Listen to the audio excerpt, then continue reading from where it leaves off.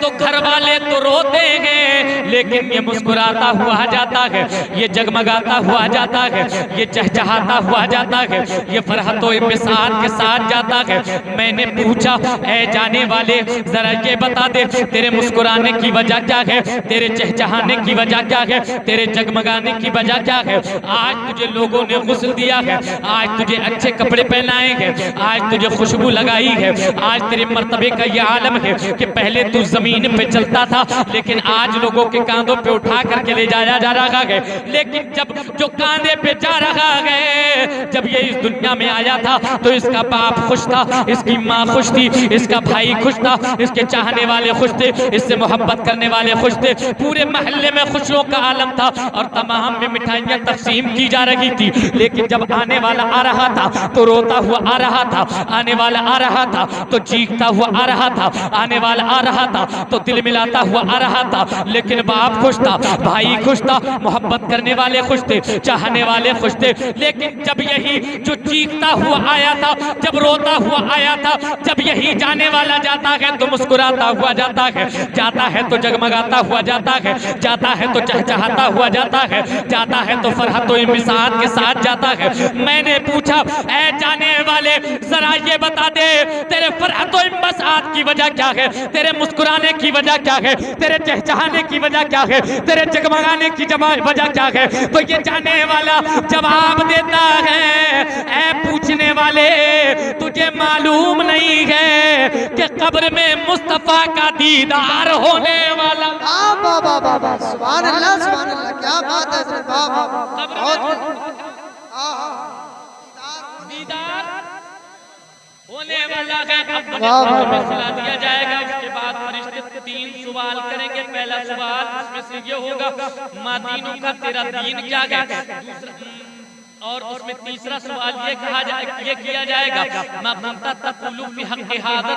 तू इस शख्स के बारे में क्या कहता था। और जैसे ये सवाल होगा, बस मुस्तफा का चेहरा निगाहों के सामने होगा, सरकार का दीदार निगाहों के सामने होगा, तो दीवाना कहेगा बदरुद्दुजा यही तो है, शम्सुद्दुहा यही तो है, नूरुल हुदा यही तो है, काफुल बिरा यही तो है। और आला हजरत की जुबान में कहो तो यूं कहो कि सरवर कहूं के मालिक को मौला कहूं तुझे, बाके खलील का गुलेज़े कहूं तुझे, हिरमा नसीब का कहूं, उम्मीद का कहूं, जाने मुराद का ने तजल्ला कहूं तुझे, या यूं कहो कि इनकी महक ने दिल के गुंचे खिला दिए हैं, जिस राह चल गए हैं कूचे वसा दिए हैं। या यूं कहो कि लबियाते नजीरों कभी नजरिन मिसले तो नशुद पैदा जाना, जगराज को ताज तुरे सरसो है तुझको शहीदो सारा जाना, अल बहरो अला वल मौजो तगा मन बेकस्तूफा होश रुबा, मजदार में हूं बिगड़ी है हवा, मोरी नैया पार लगा जाना, वो कमाले हुस्ने हुजूर है क्या गुमाने नक्श जहां नहीं, यही फूल खार से दूर है,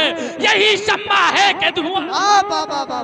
नारे तकबीर, नारे रिसालत, नारे गौसियत, फैज़ाने औलियाए किराम, मसलके आला हज़रत, सुभान अल्लाह, सुभान अल्लाह, वाह वाह वाह, क्या बात है। दीवाना मुस्कुराता हुआ इसलिए जाता है, दीवाना झगमगाता हुआ इसलिए जाता है कि सुबह होती तो तमन्ना करता, या रसूल अल्लाह अपना रोजा दिखा दीजिए, या रसूल अल्लाह अपना दीदार करा दीजिए, या रसूल अल्लाह अपना जलवा दिखा दीजिए। रात होती तो सोने से पहले तमन्ना करता कि आज की रात मुकद्दर जाग जाए, आज की रात मुस्तफा का दीदार हो जाए, आज की रात सरकार का चेहरा देख लूं। अरे जिंदगी में तो जीते जी ये तमन्ना पूरी ना हो सकी, मरने के बाद कब्र में मुस्तफा का दीदार करने जा रहा हूँ।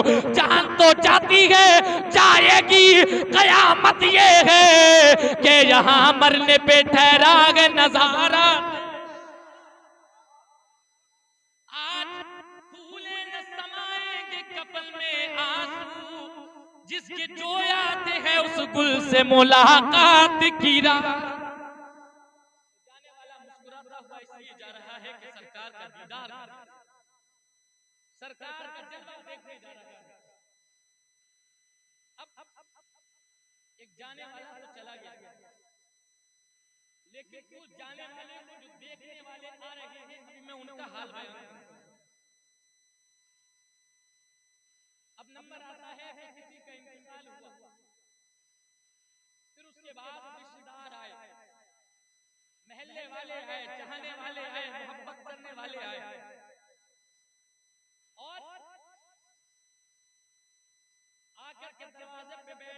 दुनिया भर की पंचायतें इलेक्शन लड़ा रहा आर्या जनाजे में और मैयत के जनाजे में मैयत के दरवाजे पे बैठ करके फुला की गीबत, फुला की बुराई के, फुला ने मोहल्ले में ऐसा कर दिया, उसने ऐसा कर दिया। बात ये हो रही है कि फुला ऐसा कर रहा, फुला ऐसा कर रहा, आपकी इलेक्शन में वो जीत गया, वो हार गया। और आया था देखने के लिए, आया था मैयत में शिरकत के लिए। और जब नंबर आता है मकसूद असली यानी नमाज जनाजा का, तो सब रिश्तेदार दूर खड़े हुए नजर आते हैं, है क्या नहीं? और जब कहा जाए कि आओ नमाज पढ़ लो, तो कहते हैं जल्दी जल्दी में घर से ना पाकी चले आओ।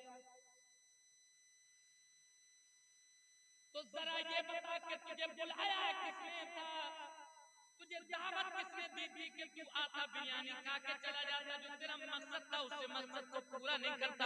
आओ पंचायत करने वालों, आओ इलेक्शन लड़ाने वालों, आओ दुनियादारी की बातें करने वालों, आओ मैयत के दरवाजे पे बैठ करके इधर उधर की नेतागर्दियां झाड़ने वालों, मैं तुम्हें बताऊं कि अपने घर से नापाक चले आने वालों, मैं तुम्हें बताऊं तुम्हारे आने का मकसद क्या था। तुम्हारे आने का मकसद न पंचायतें करना था, तुम्हारे आने का मकसद न इलेक्शन लड़ाना था, तुम्हारे आने का मकसद न दुनियादारी की बातें करना था, तुम्हारे आने का मकसद ना इधर उधर की बिरयानी खा करके अपने मुंहों पे ताव दे करके वापस जाना था। तुम्हारे आने का मकसद तो ये था कि तू अपने घर से निकलता इस नियत से निकलता कि मैं जा रहा हूँ दुरूद पाक पढ़ता हुआ चलता, कलिमा तय्यबा पढ़ता हुआ चलता, अलहम्दु शरीफ की तिलावत करता हुआ आता, अलहम्दु शरीफ की तिलावत करता हुआ आता, कुल वल्लाह शरीफ पढ़ता हुआ आता, जो कुछ तुझे याद होता उसकी तिलावत करता, फिर मैयत के दरवाजे पे बैठ करके तिलावत करता रहता, कलमा पढ़ता रहता। तू इधर पढ़ता रहता, उधर मैयत को इसाले सवाब होता। तू इधर दुरूद पाक पढ़ता, उधर मैयत की रूह को तस्कीन मिलती। तू इधर कलमा तय्यबा पढ़ता,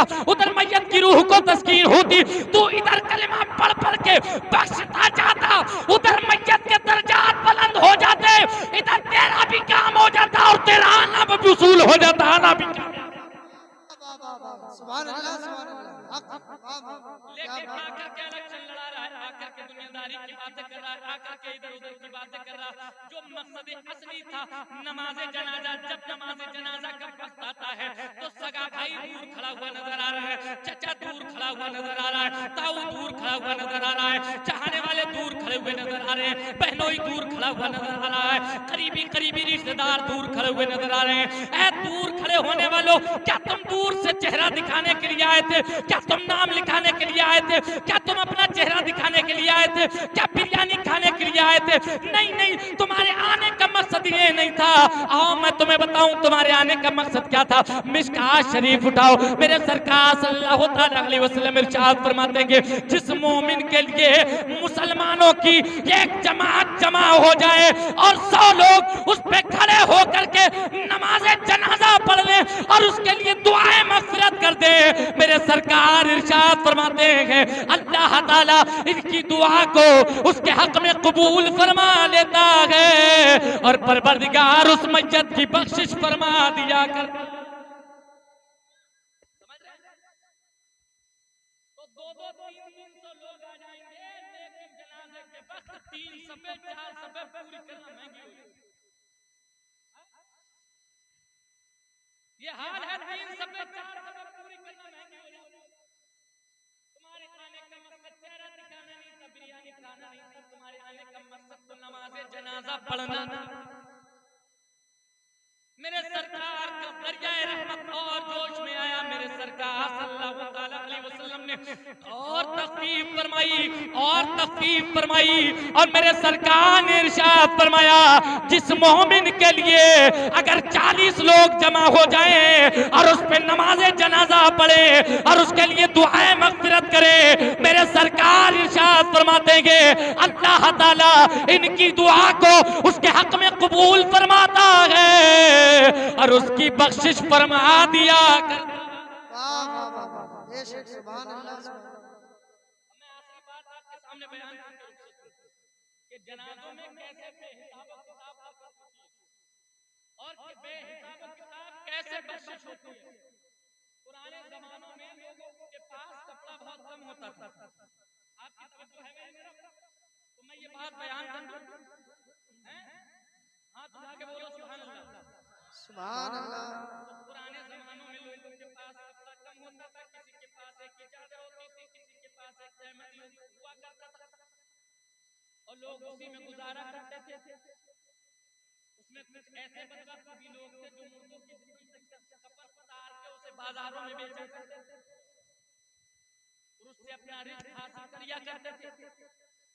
ऐसा ही एक कपन चोर एक दिन निकला एक बस्ती में जहां इंतकाल हो चुका था, उसमें इसलिए ताकि जाने कि उसकी कब्र कहां बन रही है और वहां से वो उसका कफन चुराए, चुनांचे उस बस्ती में पहुंचा, मैयत के दरवाजे पे बैठा रहा। जब मैयत का जनाजा निकला, ये साथ साथ निकला, रास्ते में एक जगह सब बंदी होगी और ये फंस गया उसी में। ये भी नमाज के लिए खड़ा हो गया।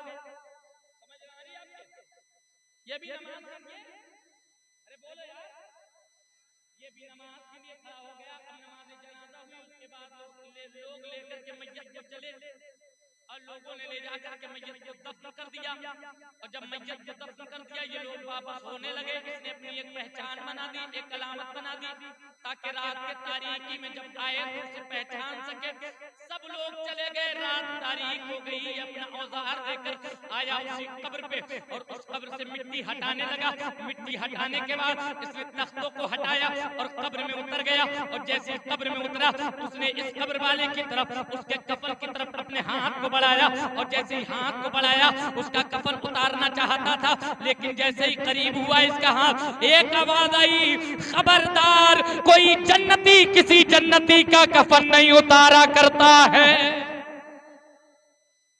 एक आवाज आई कि कोई जन्नती किसी जन्नती का कफन नहीं उतारा करता। ये कब्र से बाहर निकल आया, लेकिन फिर हिम्मत करके घुसा ताकि कफन उतारे। लेकिन फिर यही आवाज आई कि एक जन्नती दूसरे जन्नती का कफन नहीं उतारा करता। फिर तीसरी मर्तबा कब्र में उतरा। जब तीसरी मर्तबा कब्र में उतरा तो फिर अभी यही आवाज आई, खबरदार हो जा, कोई जन्नती किसी जन्नती का कफन नहीं उतारा करता है, कोई जन्नती किसी जन्नती का कफन नहीं उतारा करता है।